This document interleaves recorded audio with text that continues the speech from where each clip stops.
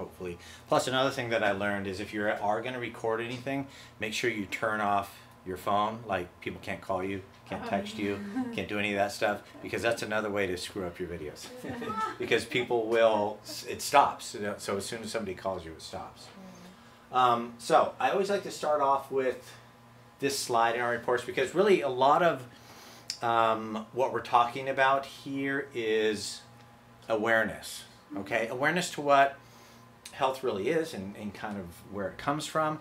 And I think you guys have probably both seen the FedEx logo before. So have you ever noticed the arrow that's intentionally built into the logo? So you have seen it before? Yep. No. Yep. And so somebody told me that, and I sat here and looked at this, and I'm like, I see it now. I don't know what you're talking about. So it was intentionally done, you know, FedEx moving forward. Yeah. So, Never noticed. yeah, I know, right? But now that you notice it, whenever you see this FedEx logo, that is literally all you're going to see. So we're going to start off with a couple loaded questions here, okay? So which nation do you think spends more money on healthcare than any other nation in the world? Ours. Us. Yeah. So, as you probably both know, we're not the most populated nation in the world. And also, who do you think takes 75% of the prescription drugs that are manufactured worldwide? Definitely us. Yeah. We do as well. But, you know, if you take those two things together, saying, you know, hey, we spend a lot of money on healthcare, you know, we spend a lot of money on pharmaceuticals, on drugs, at least as a nation, we must be okay, right? We must be pretty healthy, right? But the World Health Organization, every so often, they'll rate nations on their overall health. And so they'll rate us against other countries of similar technology. Okay, so it's pretty much a level playing field. So the last time they did this, France was #1, and we were 38. Pretty sad. So, you know, there's Saudi Arabia, there's Luxembourg, there's Italy, France. They're all ahead of the game when it comes to health overall. And I've never been to France. Have either of you ever been to France? So I have this vision of them eating gluten, you know, drinking wine and smoking cigarettes. And from what I've heard, that's actually pretty spot on, you know. The thing is, they eat foods that are closer to their natural source. Yeah. You know, a lot of so whether you have a gluten sensitivity or not, or, you know, celiac's kind of a different animal, most people have a problem with gluten in its current form being used in the United States because it's so genetically modified to make it more readily available that our bodies don't know what the hell it is. So it kind of builds up a defense against it. So these are some more recent health stats. This is from 2020. One of the things that leads to that is the average life expectancy in the United States is 76 years, so we are 26th in that department. Infant mortality, okay, we are 25th in that department. Suicide rate per, you know, 14.5, you know, per 100,000, 28th in the world. And healthy life, so this is just, you know, it's not about keeping people alive, you know, that have, you know, either zero function, zero health. This is about quality of life. We're 26th for that. So those are some of the statistics that put us in near dead last place overall. And us kind of versus the world again. I don't know if you've ever seen this stat, but medical error is the 3rd leading cause of death in the United States. Now, I always qualify with this is not, you know, malicious in any way. This is not their intent. You know, for all medical professionals, it's, you know, first do no harm. But, you know, there's reasons why their malpractice insurance is what it is, and it's because, unfortunately, you know, the more you access that, especially some of the more heroic things, you know, the less your chances are of survival. It's a little bit scary. And 2/3 of the bankruptcies in the United States are due to unpaid medical bills. I mean, you know, if you have to go in for, you know, heroic life-saving surgery, you know, for a heart attack or something like that, I mean, most people, our insurance sucks, but most people just can't, you know, recover from that. You know, and like I said, we're only a small portion of the world's population. You know, 5%, 3 to 5%. And like we said, we consume at least 60% and 80% of the pain pills. And so that's where, you know, this kind of comes in here. So the number one diagnosis that leads to an opioid prescription is back pain. The number one reason why people miss work is because of the common cold. The number two reason is back pain. Pretty common. So the problem right now in the United States is that our current model of healthcare is failing us. I'm much older than you guys, but if I, you know, when I was a kid, not that all of these, but a lot of these things just did not exist in such a way that they were part of our day-to-day lives. Right. I'm sure there were people with ADD and ADHD. It just wasn't so much front and center. Maybe that was just a diagnosis thing. But diabetes, autism, autoimmune disorders, arthritis, these things were really not as much of an issue. You know, people, and there are some functional things that happened through our, you know, through our lives, you know, from when I was a kid that unfortunately made a lot of this worse. Obviously, heart disease, strokes, cancer, those things have all been around. A lot of them are propelled by the number one on the list, and that's why a lot of us Americans are not, you know, doing so hot. So I like to use this example. So our, you know, if you think of this as our roadmap for health, and so we have, you know, we don't have the best roadmap for health. So I don't know if you've ever heard of the town Redwood City, California. So if you're a Patriots fan or you know who Julian Edelman is, he's from Redwood City. That's where I'm from. One of my claims to fame is that Julian Edelman and I played quarterback for the same high school. He was obviously much better than I was. But let's just say I wanted you to deliver a package to my house in Redwood City, but you couldn't use a map. It would be pretty tough. You might get there eventually, but you know, it'd be difficult. But let's just say I gave you a map, but it was the wrong map. You would never get there, you know. And unfortunately, that's what we're dealing with right now. We don't know what the right map is. We don't know how to get there. So a little bit about myself. I have a little more hair now than I did in that picture. A little more, and my face too. But this is my beautiful wife, Beth. We met in chiropractic college, so she's a chiropractor as well. She has a practice in Haverhill, Mass. So my first introduction to chiropractic was in high school. So I played football in high school, and I was literally this tall in 6th grade. I was supposed to be like 6'4", 6'5", but I stopped growing at that point. So I was a big kid in high school. I probably should have been playing on the line, but I played quarterback, and I got beat up a lot. So my mother had been going to a chiropractor at that time. So when I had back pain, she brought me to her chiropractor. Now, being a guy, being young, I cared about one thing, and that was just feeling better so I could get back to doing what I wanted to do. I didn't really care about anything else she had to say about chiropractic or health or anything like that. But she was, you know, pretty good about trying to impart some of her wisdom on me. Now, I didn't grow up wanting to be a chiropractor. I actually wanted to be a firefighter. And in my early 20s, I was in the fire academy in Northern California, and we were in a health class. And leading up to that, I had just some weird symptoms. Didn't know what was going on. And we were studying diabetes in health class.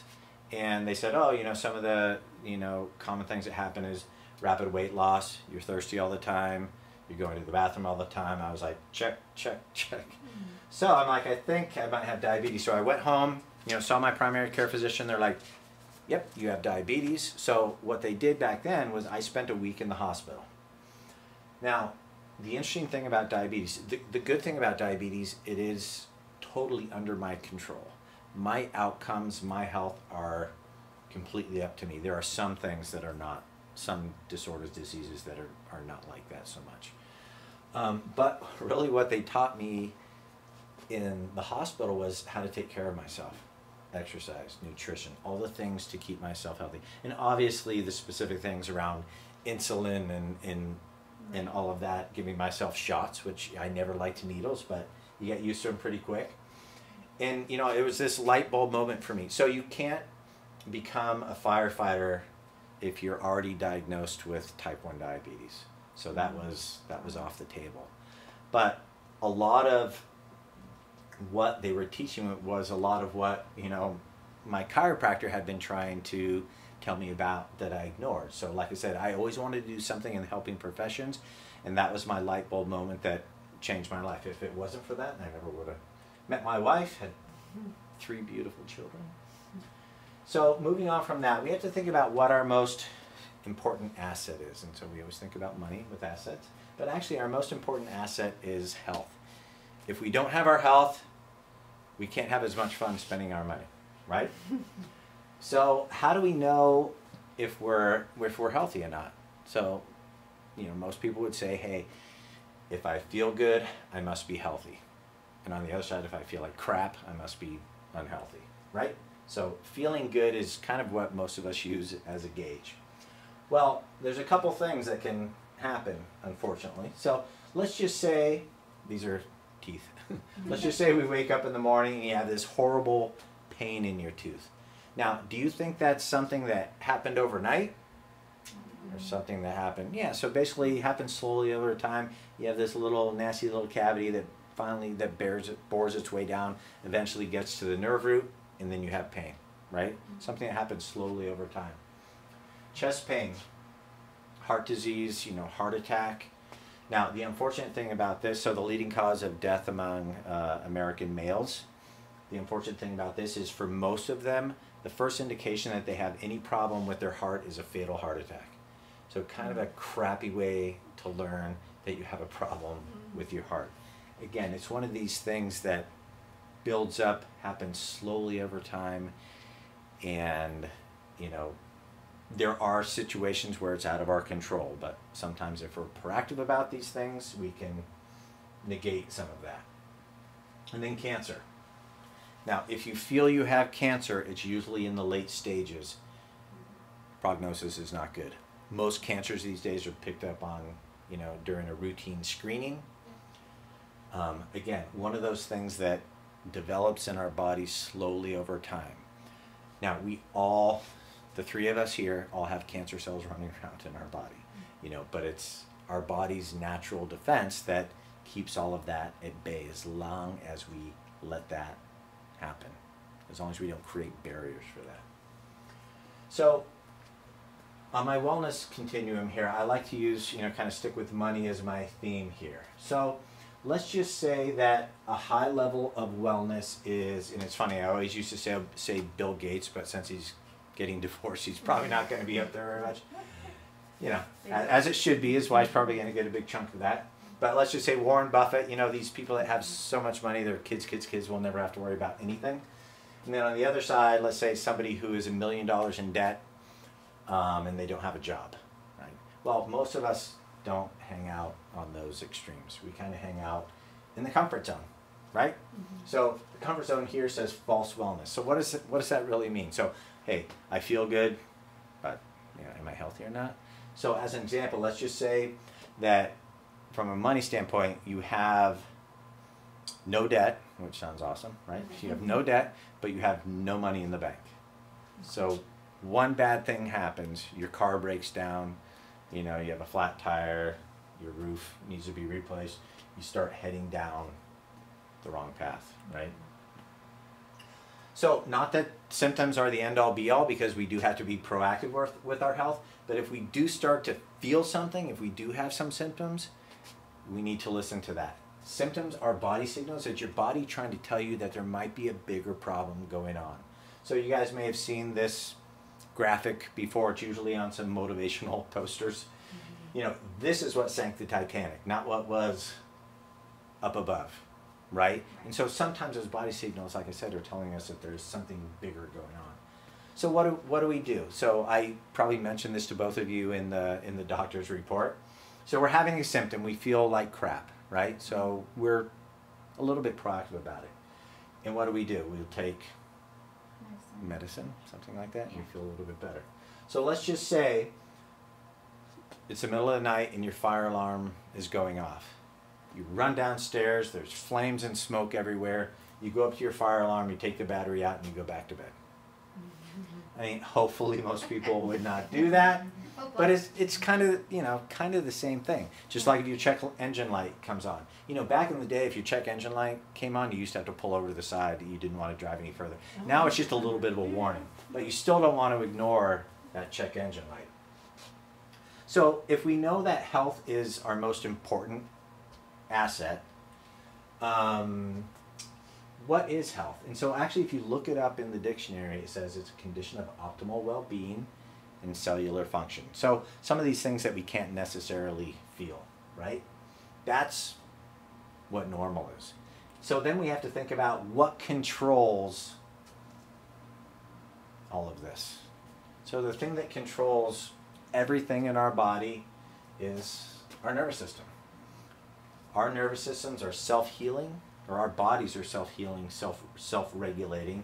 Our nervous system is actually not very good at healing itself. That's why if you ever hear of spinal cord injuries, you know, a lot of times people don't ever get that back. But if you cut your arm, it heals almost immediately.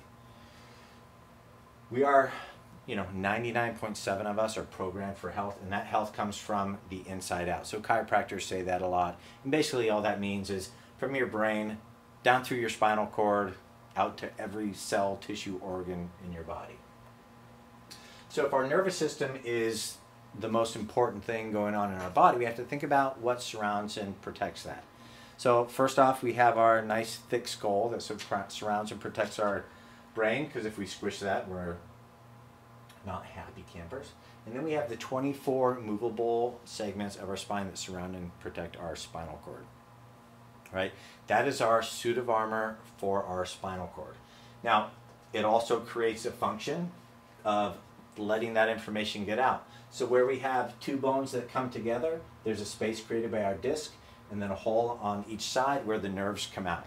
So as long as we're aligned the way we're supposed to be, moving the way we're supposed to, we have those nice healthy discs, then that can happen.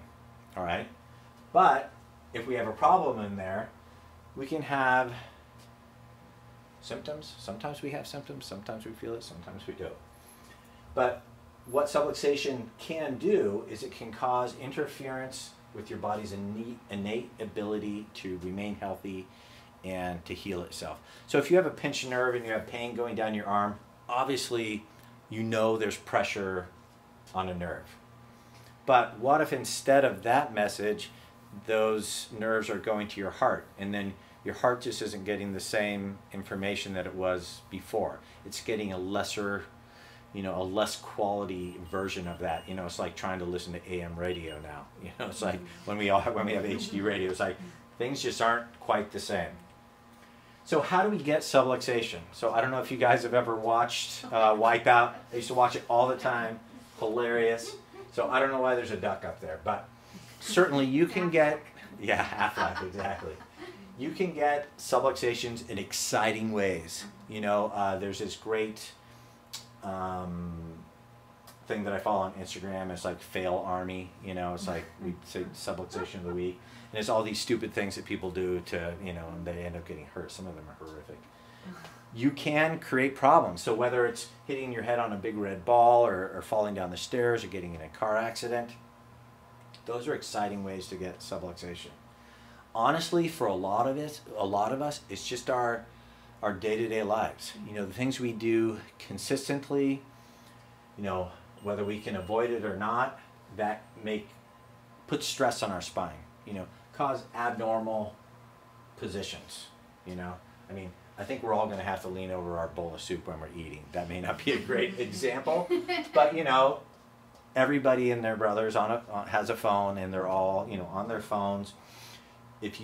Especially if you add a little bit of gravity to that, pushing down on your head, that can create problems over time. You know, subluxation is bad when it first happens. It's worse 10, 20, 30 years later if you do nothing about it. And sometimes it happens at the beginning. You know, when we first enter this world, I had the benefit of being there for 3 of my sister's kids when they were born, and then two of my own. And you know, when you witness it from that direction, it's amazing they come out as good as they do. You know, it's very interesting. And you know, so kids when they're born, they have more movable segments, and we all fuse together to create our final skeleton. But sometimes that's where it begins. So understanding what subluxation is and how it affects our body. So, you know, we'll eventually, whether it happens immediately or slowly over time, have some soft tissue damage. With that, we might have some muscle spasm, some joint fixation, and that will cause lost imbibition. So basically that's a fancy word that says we're just not getting fluid into our joints, we're not getting fluid into our discs because they're not moving. With that, we can get some inflammation and nerve irritation. And really, this is one of the big things for me and when it comes to health overall, because being a type 1 diabetic, I know exactly how stress affects my blood sugar. Okay, and I know how my body responds to stress. It's the same way everybody else's does. Cortisol is dumped into your system, raises your blood sugar. Okay, so you've probably all heard of the fight or flight mechanism. So adaptive physiology. So this is a defense thing. So if you're walking through the woods and you see a bear, your body's going to prepare for whatever happens. You know, hopefully we can, I mean, I just saw a video of an elk trying to get away from a bear, and the elk did not make it. Now, it's amazing how fast those things are. This Especially massive, yeah, bear. That's right, you probably know that better than I do. But your body, you know, goes into repair, fight or flight, repair, stress mode. And these are the things that happen. Your blood pressure goes up, your heart rate goes up, cholesterol goes up, because that is a repair mechanism. So just my quick little blurb on cholesterol. So a very prescribed medication, well, very prescribed medications are for high cholesterol. Now, the thing about cholesterol is it's a repair mechanism. Most of our cells are made up of cholesterol. So what happens is, if we have high blood sugar for whatever reason, maybe we, you know, I mean, my pancreas just stopped working, but maybe it's because of your nutrition or just other things, and you have a lot of blood sugar running around in your system, you have a lot of insulin running around in your system, that causes damage to the arterial walls. So the repair thing, our cholesterol, goes and repairs that damage to the walls. So it ends up creating plaques. Cholesterol gets blamed for high cholesterol, you know, or for the problems, for heart disease, for hardening of our arteries. It's really these things that are the precursor. Okay, so cholesterol goes up, clotting factors, again, in case we don't outrun the bear, you're scared out of your, yes, you're scared. Insulin sensitivity goes down, blood sugar goes up, immune response goes down. This looks a lot like heart disease and diabetes when you look at it, right? So even just a little bit of stress, your body cannot differentiate between a subluxation in your spine, a bad relationship, a bad boss. You know, when I play soccer Sunday mornings, my blood sugar shoots up. Your body responds the same way to all of those things. And these are the things that for a lot of Americans, I think Americans suck at stress. I think we've got to be, I mean, not taking into account some countries and what's going on over there, but, you know, we as a nation are really bad at stress, dealing with stress. So what do we do as chiropractors to help combat that part of it that we can control, the subluxation? So we talked about the three-legged stool of healing. So the first part of that is corrective adjustments in rhythm. So your body is used to the way it is, your muscles, ligaments, tendons, and all that. So it does take some consistency to make some changes that are going to stick with you. So, you know, we make an adjustment, we take a couple steps forward, we might take a step back, you know, eventually we build some momentum to create a new normal. So, especially early on, frequency is important. And rhythm, you know, your body likes going to bed at the same time, waking up at the same time, eating at the same time, and also with your adjustments. And corrective exercises. So we went over some exercises with you today. You know, these are things that help get you more independent of the office, that help support what we're doing here in the office, so that your body will, again, create that new normal. You'll create, you know, better talk between your brain, your nervous system, you know, your spinal cord, and those muscles, all right?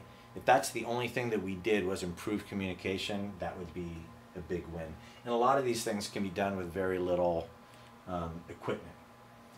And then another thing is breaking the bad habits. So that's very broad thing, but a lot of us can think about things that we might do in our daily lives that may not be the best for our posture. But I always like to bring up our car, okay? So I have about a 35-40 minute commute every day. So, and actually I love the drive. It's through like Topsfield, Boxford. You know, I usually, if there's no school buses, I only have to stop like 2 or 3 times. But let's just say my car is facing out this way, okay? So if I open up the door to get into my car, you know, most people will kind of step in and crunch themselves in, right? So the best thing to do is actually sit down so that you're facing outside your car and then swing your legs in. So similar to getting up and down off of the table, okay? Now, the next important part is your headrest. So most of us take our headrest for granted and think, yeah, it's supposed to kind of help us if we get hit from behind, but we don't think about the position of that. So a rear end collision is the most common collision that happens in a vehicle, all right? Tons of them happen here in Massachusetts. People are crazy drivers. But if you think about it, what happens when we get hit from behind, the first thing that happens is your body actually comes up off of the seat as you go back. So if your headrest is in a low position or a mid position, what happens is as you go up, your head ramps up over that headrest, which actually makes that whipping action worse. Because what happens once your head gets back there, all your muscles contract and whips your head forward, all right? So your headrest, the top of your headrest, should be positioned to about the top of your head. That way, as you start to get up, you're pretty much going to hit that headrest at some point and avoid that ramping up over, okay? Now, another way that I use my headrest is as I'm driving to work, you know, because I see people on the road all the time. So you look over and people are like this, you know. So I use it as a guide. So when I get into my car, you know, I will put my head against the headrest. When I feel it slipping away, I'll put my head against the headrest. And that's one of the ways that I kind of maintain that posture when I'm driving, right? Because what happens when you come forward like this, your shoulders come forward, your head comes forward, your back straightens out, and then you're on the road, you have a little bit of road vibration. That, and since you don't have those nice curves, it all goes down to the bottom, all right, to L5 area, creates problems. If all I do is bring my shoulders back, those curves return. Head comes back, shoulder comes back, and now I have that nice spring action in my spine, so as I'm vibrating down the road that whole time, there's less stress on my spine overall. And then I get to where I'm going, I open my door, step on out. Just one little thing. There's a lot of little things that you will, you know, hopefully become more aware of in your day-to-day lives that can take a little bit of stress off of your body overall. So I like to kind of wrap up with Mia because it's kind of an interesting situation, and you know, we do see a lot of kids here in the practice. So when Mia came in, she was 2 years old, and her mother was a patient here. Mia was not yet a patient here. But her mother had brought her to the pediatrician because she was having some, you know, what she thought was some chest congestion, some breathing difficulties. The pediatrician did some tests and they couldn't really find anything specific going on with Mia. But they said, you know, we don't find anything, you know, that points to one specific problem, but we're going to send you home with an inhaler and a nebulizer. Well, the mother was like, well, if you don't really know what we're treating, you know, what is the end game here? So because she had been a patient here, she thought, you know what, I'm just going to get her checked out and see if there's anything that we can do to help build her, you know, boost her immune system or nervous system. So we took an x-ray on Mia when she first came in. So if we remember from our doctor's report, when we look at ourselves from the front or back, we should be nice and straight, right? So if you look at Mia here, she has this curve to the side. So she has this kind of one curve scoliosis. A lot of times we might see, you know, a couple different things going on through there. So a couple things about kids. So kids, if they have subluxation, they don't have, what, a lot of time, right? So they haven't developed that fibrosis of repair scar tissue, things like that that really restrict a lot of motion. So we... My apologies. I couldn't hear what you said. Sorry, I'm not could you... talking to you, sir. Did it? No, it didn't turn off my video. She's sneaky. Did I say something that sounded like I don't the know. S I word? didn't hear you. So, like I said, because of that, we're not necessarily going through and adjusting all these different areas of her spine, or let's say pushing her spine back into place. For kids, everything goes through here before it gets, well, for all of us, but everything goes through here before it gets anywhere else, all right? One of the most common subluxations in kids when we're being born and the head is being tilted is upper cervical. So really that's what we worked on with Mia, was her upper cervical spine. The type of adjustments that kids get are different as well. But we took an x-ray after 2 months and she looked straighter. Yeah. And again, we weren't sitting here pushing her spine back to where it was. We were relieving stress off of her upper cervical spine, and then her body kind of, without that stress, figured out what was better, what was best for her. Not only that, which was nice to see, she didn't end up needing the inhaler, she didn't end up needing the nebulizer, she just needed, to let her nervous system do what it needed to do. I mean, our bodies are the most amazing healing and repairing things in the world. I mean, our nervous system is amazing. If you really sit down there, sit there and think about it, it is remarkable. I'm 53 years old, so basically 53 years ago, these two random chance of these cells met, and those two became 4, 8, 16, and then here I am. This thing that can walk and talk and have, rational thought. It's pretty remarkable. Every step of the way that was controlled by your nervous system. We all have the ability to heal ourselves and to be healthy as long as there's no stress on our nervous system. Make sense? Mm-hmm. So a couple things. So since your patient's here, just like we met today, for your reports, for your exams, for your exercises, we do set aside time during our schedule for you guys. So there's no additional charges for anything else that you get here in the office from me. If you wanted a nutritional consult, if you wanted to go over something joint specific for exercises, whether it's shoulders, hips, knees, that takes a little bit more time, all those things are at your disposal. You just have to mention it to me or mention it to the front desk, and they will schedule that for you. Another thing that we do in our North Andover office is we do functional blood work. So we have a phlebotomist come in there once a week, and she does blood draws. If you're ever interested in getting an antibody test, they do it there as well. This is something that is covered by insurance at 100%. So again, there's no out-of-pocket, expense to you for that.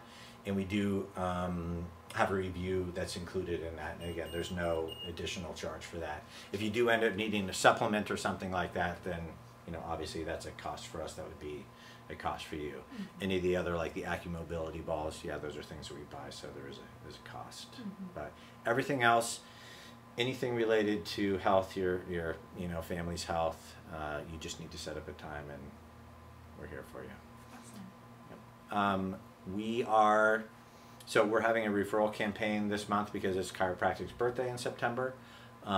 So family members, you've already taken advantage of that.